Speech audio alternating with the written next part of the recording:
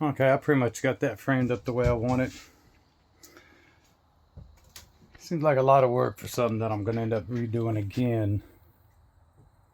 But we'll see how that goes. Let's see how that goes.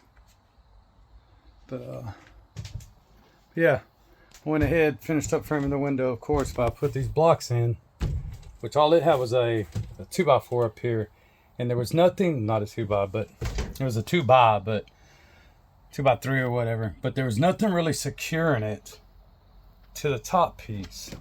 So there was a lot of movement. So what I did is I went ahead and just put a couple blocks to secure this part of the wall to the top part to where the radius starts at. And yeah, I think that's gonna be a lot better, a lot stiffer for sure. And it also pulled this board out to almost where I think it should be as it starts a radius.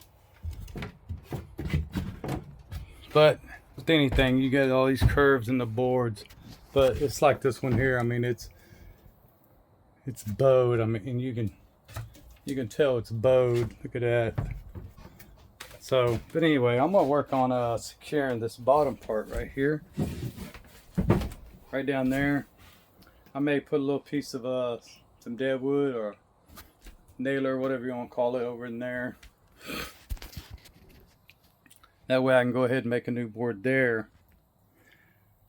And I'm gonna figure out how I'm gonna do it. I may end up putting a board 2x4 right there, cut an angle on it,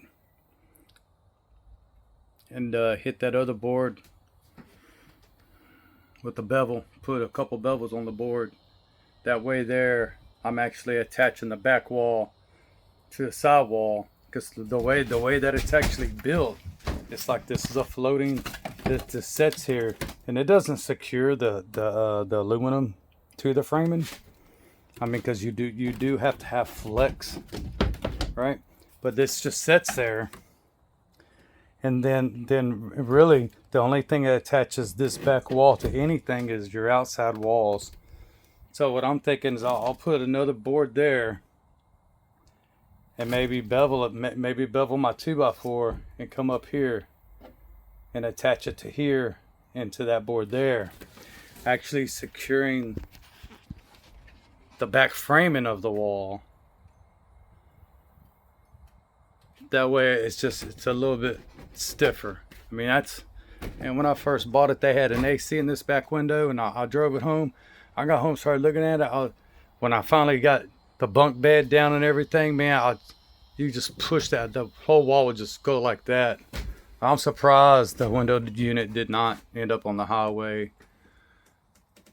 or accidentally hurt somebody falling out the window. But again, that's what I got right now. I'm gonna get that board there done. Like I said before, it looks like they installed the sheeting, the wall sheeting on, and then put this board underneath it. So they attached the wall sheeting to this little 2x, and then kind of put this board and sandwiched it in there. And then they used that as a nailer to finish the sheeting down. But I'm gonna get that. I may tackle this back door, but I have to take all this out. My battery set, which I gotta take it out. I need to clean it anyway, because it's dirty now. But again, I mean, I'll start getting too far down, then I really gotta start messing with the subfloor and the flooring and this and that. What I am gonna do though is I think I will.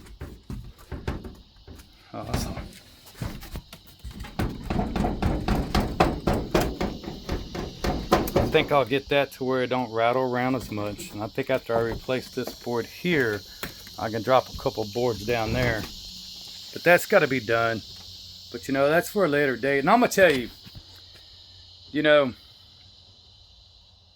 I don't know why they would mount lights on an aluminum camper. It seems like they would have made brackets or something that came up off the bumper with your tail lights on it, because come on, man, it's aluminum. It's aluminum. You don't punch holes on aluminum, put lights on it, and act like it's never going to leak. I mean, this is just, it's terrible. Terrible. I wish it didn't have all them lights. I mean, it's another leak. It's another leak. Anyway, I'm going to get back to this.